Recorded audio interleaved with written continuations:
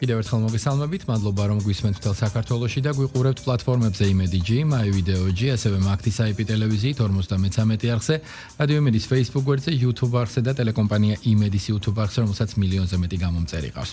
წელს წიგნისა და საავტორო უფლებების საერთაშორისო დღესთან დაკავშირებით საქართველოში პირველად ჩატარდა მასშტაბური ბუკინისტური წიგნის ფესტივალი. ეს არ იყო მხოლოდ ძველი წიგნების გამოფენა, ეს იყო მოგზაურობა დროსა და ისტორიაში, სადაც დამთვალიერებელ საშუალება ჰქონდა ეპოვა იშვიათი გამოცემები, ანტიკვარული ეგზემპლარები და ის სულიერი საგანძური, რომელიც მხოლოდ დროსთან ერთად იძენს ფასს. რატომ გადაწყდა აქცენტის გაკეთება სწორედ ბუკინისტურ მიმართულებაზე? ამაზე ვისაუბრებთ დღეს გადაცემაში და ჩვენი სტუმრები არიან კონსტანტინე გამსახურდია, ეროვნული ბიბლიოთეკის დირექტორი და დალი შალვაშვილი, ეროვნული ბიბლიოთეკის თანამშრომელი წიგნების არქეოლოგი. მოგესალმებით მეგობრებო, მადლობა გიხდით გადაცემაში მონაწილეობისთვის. ბატონო კონსტანტინე, თქვენგან დავიწყოთ იდეის დაბადებით, რატომ გადაწყვიტა ეროვნულმა ბიბლიოთეკამ რომ წიგნის საერთაშორისო დღეს აქცენტი სწორედ ბუკინისტურ წიგნებზე გაკეთებულიყო, რა იყო ამ ფესტივალის, თქვათ, მთავარი მისია? მოგესალმებით, მივესალმებით ჩვენს მსმენელს და მაყურებელს.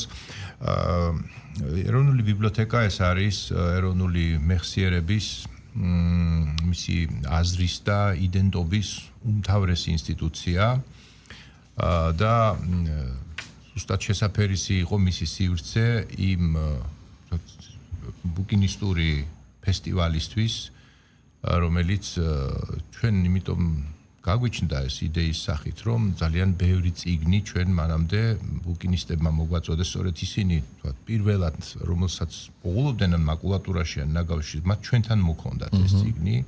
რა თქმა უნდა, ეს იყო ხალბატონი დალი აქ ბრძანდება, აქ არის და ბატონი ლევან თაქთაქიშვილის დიდი დამსახურება იყო ეს, რა თქმა უნდა, ამ მიმართულებით ისინი ძალიან ნაყოფიერად მუშაობდნენ და ზოგადად ახლა ბუკინისტური კულტურა ეს კიდევ ცალკე რამ არის, ის დამახასიათებელია დიდი ურბანული ცენტრებისთვის. საქართველოში ალბათ სამი მეგულება, თბილისის გარდა კიდევ ორი ასეთი ცენტრი მეგულება, სადაც შეიძლება, მე წარმომიდგენია არ შევავწდები, მაგრამ მე წარმომიდგენია, რომ თბილისის გარდა კიდევ ორი ასეთი ქალაქი შეიძლება იყოს, სადაც წარმოსადგენია ასეთი ბუკინისტური, ესე ვთქვათ, მაღაზიები. ბუკინისტები არიან ჩუმი, გამრჯე და მუყაითი მუშაკები წიგნიერებისა. ისინი არიან წიგნების პირველ აღმომჩენები, ანუ დავიწყებული წიგნების ხელახლა აღმომჩენები, უბრალოდ დავიწყებული წიგნების ხელახლა აღმომჩენები, რომლებიც შესაძლოა დიდი მნიშვნელობის მქონენი იყვნენ.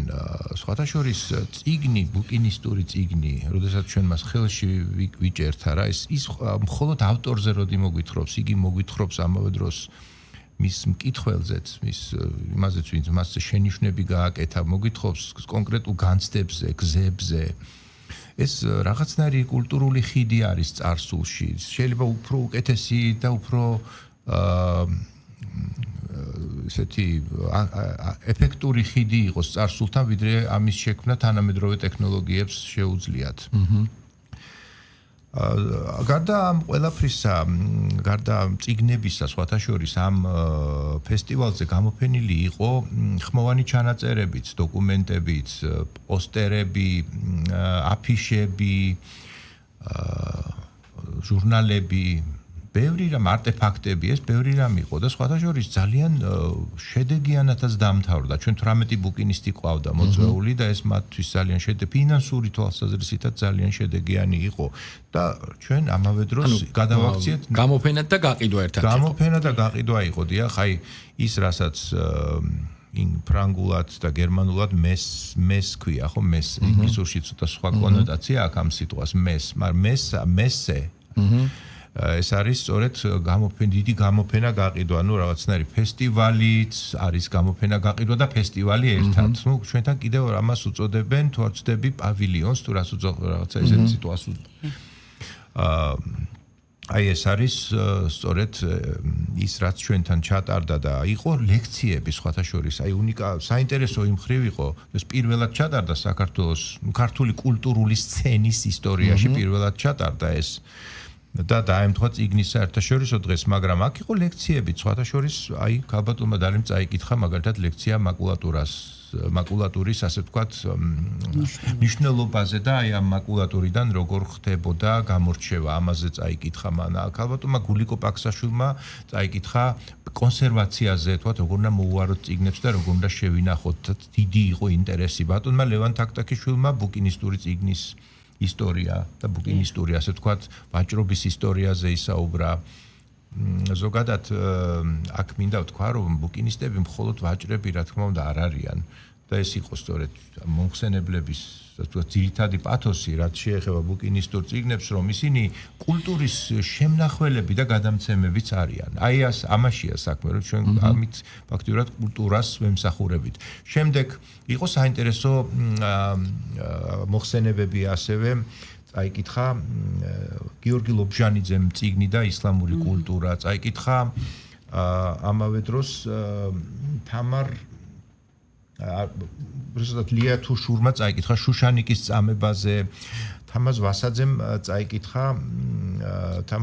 წაიკითხა ვეფხის ტყაოსანზე, დათო პაიჭაძემ წაიკითხა მოხსენება წიგნები, რომლებიც აღარასოდეს გამოიცემა. მთლიანობაში ეს ძალიან შთამბეჭდავი სურათი შეიქმნა, ლექციებს ბევრი მსმენელი ყავდა საკმაოდ და როგორც წესი ამ მოხსენებას გარკვეული დისკუსიაც მოყვებოდა. გარდა ამისა, აქ იყო რაღაცნაირი შესაკრებელი, ეს ორი დღე მიდიოდა ეს და იყო რაღაცნაირი შესაკრებელი ადგილი, სადაც ადამიანები ერთმანეთს ხვდებოდნენ, უზიარებდნენ აზრებს, ასე ვთქვათ, აწვდიდნენ ინფორმაციების გაცვლა ხდებოდა. გარდა იმისა, რომ თქვათ, ისინი არჩევდნენ წიგნებს, საინტერესო წიგნებს და შეყიდულობდნენ, შეიძენდნენ ამ წიგნებს. კაპიტან დალი, დამეთანხმებით, რომ წიგნი თავისთავად საინტერესოა, კონკრეტული ნაწარმოები ფასეულია მისი ავტორით, მისი ვთქვათ ისტორიით, მაგრამ არანაკლებ საინტერესოა ბუკინისტური წიგნის თავისი ისტორია, ასე ვთქვათ, რომელიც შეიძლება ამ ავტორის პარალელურად გაგრძელდეს.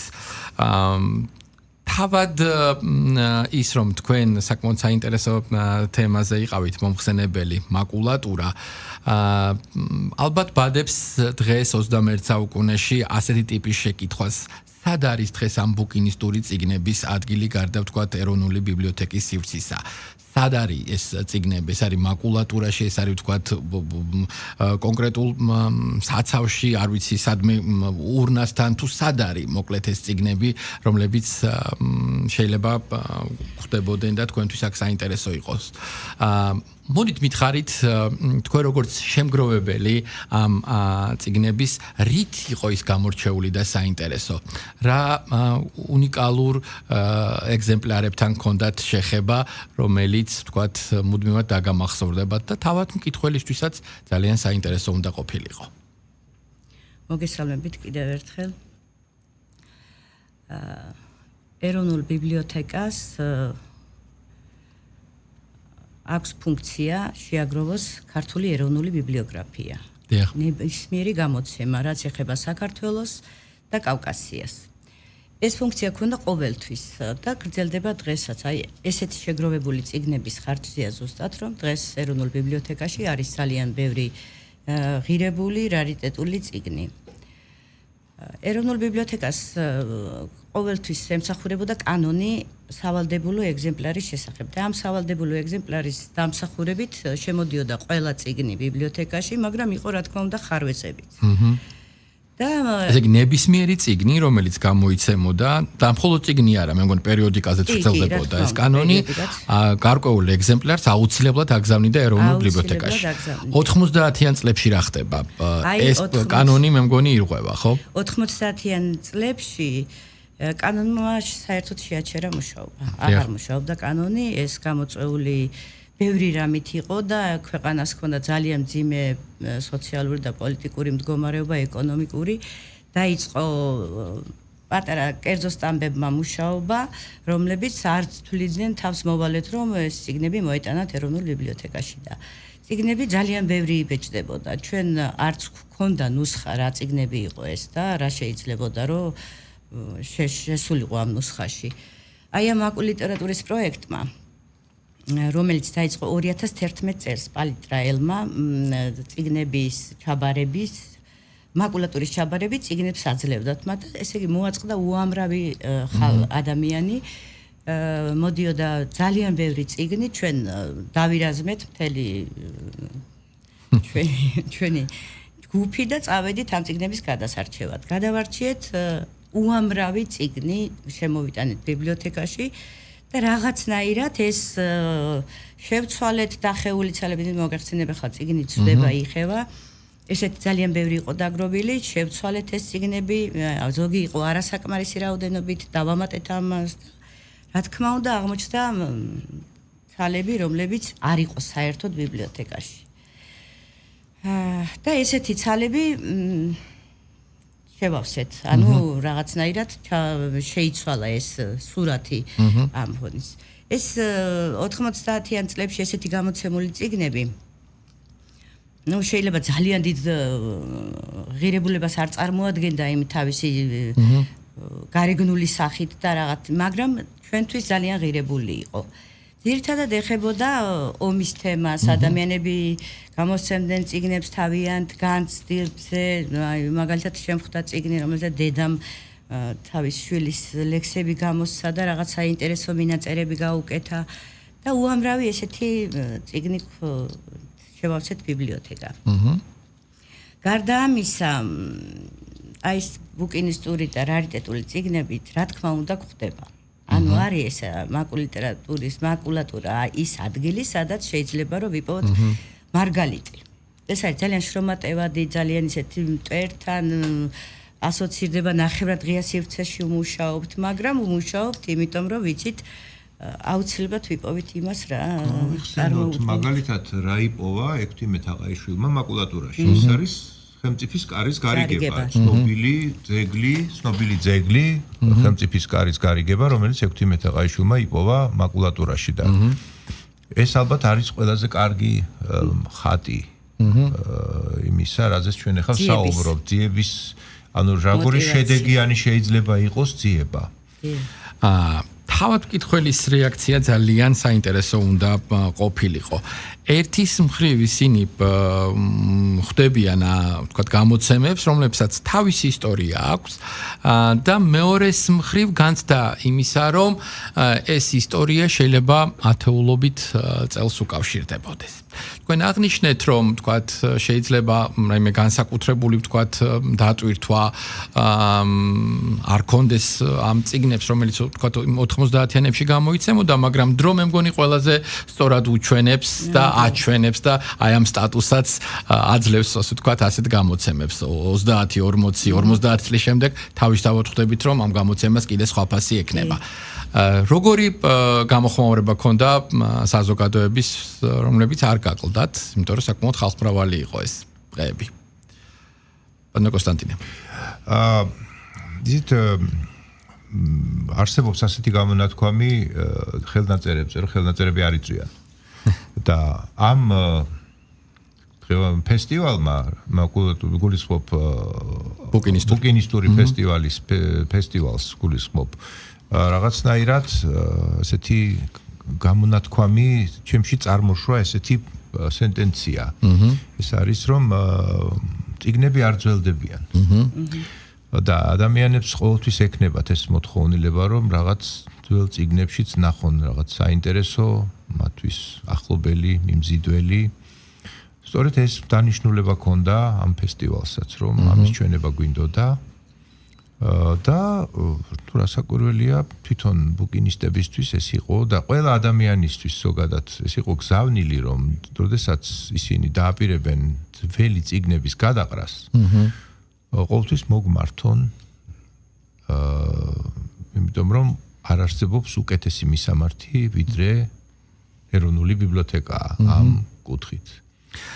არის ეს ტენდენცია წიგნების თქვათ სახლიდან გატანის, იმიტომ რომ ხშირად ხდება ხოლმე, რომ თქვათ კონკრეტული ბიბლიოთეკები ჩუქდება და ადამიანებს ენანებათ ერთის მხრივ მისი თქვათ ასე გადაყრა და მოშორება და მეორეს მხრივ ის რომ თქვათ კონკრეტული ადგილი შეიძლება აღარ არსებობდეს ამ კიდევ ამბობ ეპოქაში, როდესაც ციფრული პლატფორმები და საშუალებები ტექნიკური არსებობს თქვათ წიგნის როგორ უნდა ადაპტირდეს თანამედროვე მკითხველი ერთის მხრივ იმასთან რომ თქვათ აი ამ გამოცემებს რომელიც მართლაც ღირებულია რამე რაღაცნაირად განსხვავებულია რომ შეიგრძნოს და მუდმივი თქვათ კავშირი და კონტაქტი კონდეს ალბათ ამის კონკრეტული ისტორიები, მინაწერები, აი ამაზე მინდა ახლა ვიკითხო ზუსტად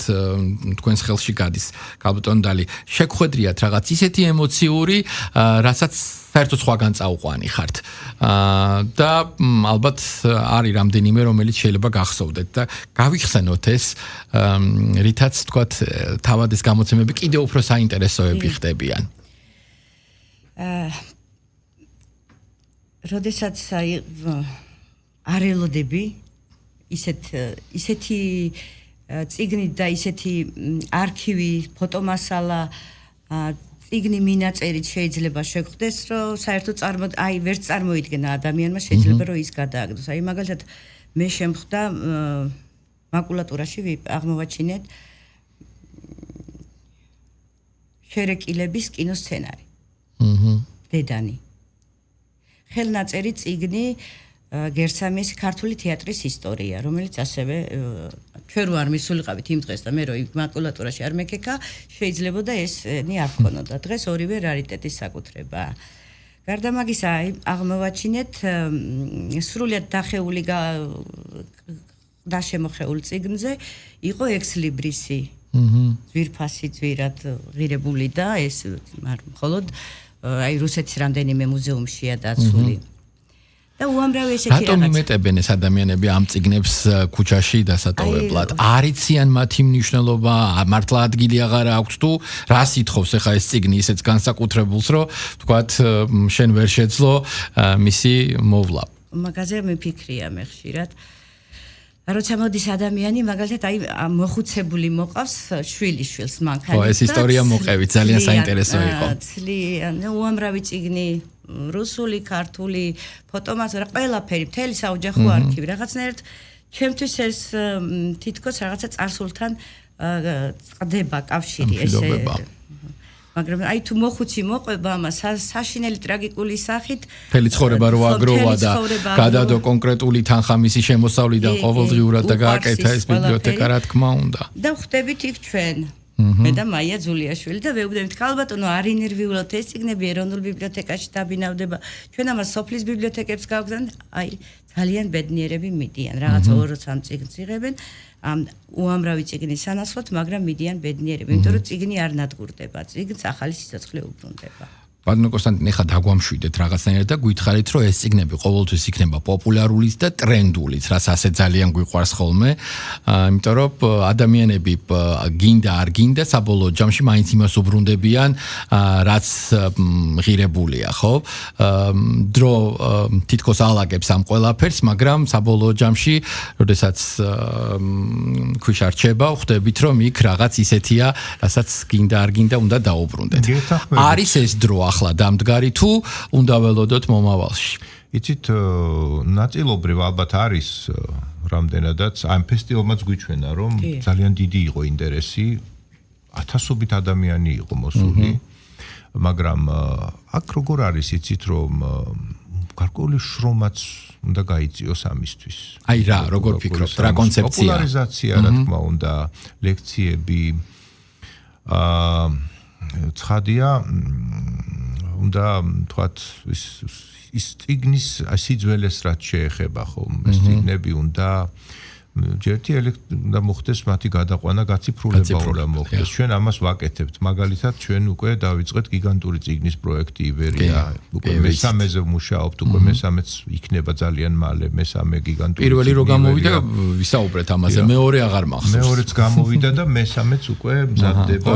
ასევე 4 მნიშვნელოვანი გაზეთი, ხო, ოქროს საწმისები ზვიად გამსახურდიას და მერაბ კოსტავას გამოცემული ისინიც თალკე იქნება გამოცემული ძალიან მალე. იქნება ასევე გამოიცემა კიდევ 4 გაზეთი, მათ შორის პირველი ყველაზე ადრეული ქართული გაზეთი, რაც კი არის ჩვენთან დაცული, ყველაფერი ეს იქნება გამოცემული ერთიან ფორმატში და ამას კიდევ რა მნიშვნელობა აქვს, იცით რომ ხელის ხლება უკვე ამ ეგზემპლარებისთვის, რომელიც ჩვენს არქივებშია დაცული, კრიტიკულად სახიფათო ხდება. რამდენადაც ხდება, ასე ვთქვათ, გამჟავება უკვე ამისი ხო მჟავიანობის საკითხია ეს ფურცელში, ქაღალდში და შესაძლოა უკვე განადგურდეს, დაზიანდეს ისე, რომ ჩვენ ვეღარ შევძლოთ მისი აღდგენა. ამიტომ გაციფრულება და აი ამნაირად გამოცემა, რასაც ჩვენ ვაკეთებთ, ეს არის ახალი სიცოცხლის შთაბერვა და პოპულარიზაციაც არის გარკვეული თვალსაზრისით. ნუ ეს არის გზა, თორემ ხო თავის დროზე ვიცით როგორ იყო, რომ როდესაც გუტენბერგმა შექმნა თავისი გამოგონება, თავისი გამოგონებით წარსდგა რა კაცობრიობის წინაშე გუტენბერგი და წიგნის ტირაჟებმა მიაღწიეს რაღაც უკვე ძალიან მაღალ რიცხვებს. ვიქტორ ჰიუგომ, ვიქტორ ჰიუგო რა თქმა უნდა მოგვიანებით ცხოვრობდა, რამდენი საუკუნე გავიდა გუტენბერგის ამ გამოგონებიდან და ვიქტორ ჰიუგომ თქვა, რომ აი ესო მოკლავს ტაძარსო. ანუ ტაძარს ემუქრება საფრთხეო, იმ კულტურას, რომელსაც ტაძარი წარმოადგენს, რელიგიურ კულტურას ემუქრება საფრთხე, რომ წიგნმა ის მოკლასო. და შეცდა. მაგრამ რა თქმა უნდა და ეხლა დღეს არის ასეთივე რაღაცნაირი შიში არსებობს, რომ ეს ვთქვათ იქნება ეს ხელოვნური ინტელექტით, იქნება ეს თუ ვთქვათ ასე ვთქვათ გაციფრულების კულტურა, გაციფრულების ეს ვთქვათ მეთოდები არა, ესენ მამაც შესაძლოა მოკლან წიგნი საბოლოოდ, მაგრამ ეს მე არ მგონია რეალური წიგნი ყოველთვის იქნება, ისევე როგორც ტაძარი დარჩა, ასევე წიგნის დარჩება. რა თქმა უნდა. კაპიტან დალი, თქვენი მოხსენების მთავარი მიგნებები რა იყო, როდესაც მაკულატურაზე მოამზადეთ თქვენი შეხვედრა აუდიტორიასთან? ჩამოვთვალე, რამდენიმე ბევრი არა წიგნი, რომელიც აღმოვაჩინეს, იყო კონვოლიტი, 5 წიგნი ერთ წიგნად დაკინძული და მასში აღმოჩნდა, ესე არის 1890 წლის, მასში აღმოჩნდა ისეთი 3 ავტორი, რომელიც ჩვენ საერთოდ არ გქონდა და ბიბლიოთეკაში დეზიდერატა იყო. ეს და გქონდა მხოლოდ რუსეთის ერთ-ერთი ბიბლიოთეკიდან ქსერუასლები დაცული. ჩვენ ეხლა უკვე ესეც ინახება ჩვენთან. გარდა ამისა, შერეკილებზე ვთქვი და უამრავი რევოლუციამდელი გამოცემა შემოვიტანეთ, რომელიც ან საერთოდ არ ქონდა და დეზიდერატა იყო, დეზიდერატა ეს წიგნია ეროვნული ბიბლიოგრაფიის ნაწილი, რომელიც აუცილებლად უნდა იყოს და არ გქონდა, ჩავანაცვლეთ, დავამატეთ, შევცვალეთ. კიდე ეს იყო, ხო, ძალიან დიდი შთაბეჭდილება მოახდინა ჩემზე. ეს იყო ძალიან დიდი გამოცემა, უზარმაზარი გამოცემა, ბიბლია ბერძნულ ენაზე, 5 წიგნად. ილუსტრირებული უძვირფასესი გამოცემა, რომელიც მაკულატურაში ვიპოვეთ და დღეს რარიტეტში ძალიან ისეთ საპატიო ადგილზე ინახება. ჩვენ რარიტეტში 19,000 წიგნია დაცული და რარიტეტის საერთოდ ჩვენთან ჯერ კიდევ გასულ საუკუნეში ჩაეყარა ამას საფუძველი და ვიქტორ ბროსემ ჩაუყარა. აი ცნობილი ისტორიკოსი შთაომავალმა, რომელიც სხვა შორის 1927 წელს მოაყოლეს რეპრესიებში. მაგრამ შემდეგ ეს უკვე კიდევ 80-იან წლებში ფაქტიურად, როდესაც აკაკი ძიძიგური იყო გენერალური დირექტორი, მაშინ დაფუძნდა რარიტეტის 1984-ში უნდა ყოფილიყო და ეს უკავშირდება ძალიან დიდ პატრიოტს ამ საქმისა და თავგადადებულ ადამიანს, ხალბატონ ფერიდე კვაჭანტირაძეს, რომელმაც შექმნა ეს რარიტეტის ფონდი 1985-ში ის უკვე ხელმისაწვდომი იყო. ძალიან ბევრი წიგნი მე მახსოვს, მაშინ არ იყო იქ, მაგრამ რაღაც საკმაოდ ისეთი რაოდენობა იყო, მაინც შტამბეჭდავი და ის ივსებოდა და ივსებოდა. დღესაც ივსება. ეს უკვე ივსება და 19,000 ახლა სხვა ბიბლიოთეკებში, მაგალითად მე მახსოვს ათენის ბიბლიოთეკაში რარიტეტში მე მგონი 100,000-ზე მეტი წიგნი იყო და ესე გითხრა ყოველ შემთხვევაში ბიბლიოთეკის ასე ვთქვათ თანამშრომელმა როდესაც მე მკითხე რამდენი არის ათენის ბიბლიოთეკაში ძალიან დიდი ციფრი მითხრეს. ასეთი ღონისძიებები ვთქვათ ინკუნაბულა მათ აქ ჰქონდათ 150 წელი ინკუნაბულა ეს არის წიგნი რომელიც გამოცემულია 1454 წელს ანუ როცა პირველი გუტენბერგის ბიბლია დაიბეჭდა 1501 წლამდე ანუ ყველა წიგნი და ასეთი ალბათ პლანეტაზე არის ალბათ ფიქრობ შეიძლება 10,000-იც არის. 10,000-მდე ალბათ. და რაც სხვა ფასი აქვს ამ წიგნებს და სხვა ღირებულება აქვს ყველა თვალსაზრისით.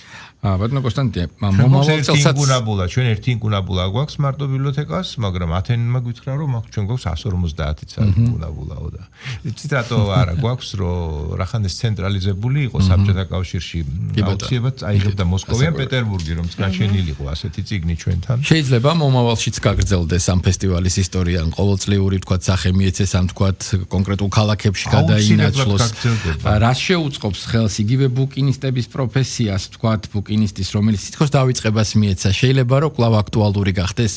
ამ პროცესმა შეიძლება ვთქვათ შექმნან გარკვეული ადგილები, სადაც თუნდაც ბუკინისტური წიგნები შეიძლება გაიყიდოს და ადამიანები შევიდნენ და დაათვალიერონ ეს სივრცეები. რა თქმა უნდა, ეს ასე იქნება, ჩვენ გადაწყვეტილი გვაქვს რომ ეს დავაკვირდროთ როგორც ტრადიცია და მომავალ წელს და მომავალ წლებში კიდევ გაიმართება ეს ფესტივალები. ნახოთ კიდევ რა სიახლეებს შემოვიტანთ ჩვენ აქ ამაზე კიდევ ამისთვის ჩვენ დრო გვაქვს, საკმარისი დრო გვაქვს, რომ კიდევ რაღაცები მოვიფიქროთ. ნუ რა თქმა უნდა, ხა ეს ბუკინისტებისთვის ძალიან კარგია, მათთვის ეს რაღაც შანსის მიცემა არის და მე ვიმეორებ ურბანული კულტურის მომხიბლელობას სწორედ ბუკინისტები იან, რამდენადაც ისინი ჩვენ რაღაც აი ანტიკურობის სურნელთან, სიძველის სურნელთან გვაკავშირებენ. და ეს რაღაც ფასეულობას ძენს ჩვენს ცხოვრებას, ამაღლებს ჩვენი ცხოვრების ფასეულობას, რამდენადაც ჩვენ ახლა ვერ წავალთ მხოლოდ რობოტიზაციისკენ და ამ რაღაც თანამედროვე ჩვენ არ უარყოფთ თანამედროვე ტექნოლოგიებს, ჩვენ ვიყენებთ მათ, მაგრამ ჩვენ თვითონ არ ვაპირებთ რომ გადავიქცეთ რობოტებად. ასე რომ ნუ გადაყრით ადამიანად ქმნისთვის არის ეს ყველაფერი მნიშვნელოვანი. იმ ადამიანებისთვის ვინც ფლობენ თანამედროვე ტექნოლოგიებს სრულყოფილად და ამავე დროს რაღაცნაირად იმ ძველსაც ინარჩუნებენ. მადლობა მეგობრებო. ძალიან საინტერესო ღონისძიება და ფესტივალი იყო, როგორც არაერთი სხვა ამჯერადაც და დიდი მადლობა რომ დრო დაგვითმეთ და ვისაუბრეთ ამაზე სტუდიაში. კიდევ ერთხელ უთხრათ ჩვენს მაყურებელს და მსმენელს რომ თუ აქვს წიგნები ამ ადამიანებს ნუ გადაყრიან და მოგმართონ და უკავშირდით ეროვნულ ბიბლიოთეკას და შემდეგ უკვე ეს წიგნები სხვა ასე ვთქვათ ისტორიას გააგრძელებენ იმ ადამიანებთან ერთად მთელ საქართველოში, რომლებიც დარწმუნებული ვარ, რომ მას გაუფრთხილდებიან, მოუვლიან და რაღაცნაირად ეს უწყვეტობაც გაგრძელდება. დიდი მადლობა ჩვენს მსმენელსაც და მაყურებელსაც დათმობილი დროისთვის დროებით.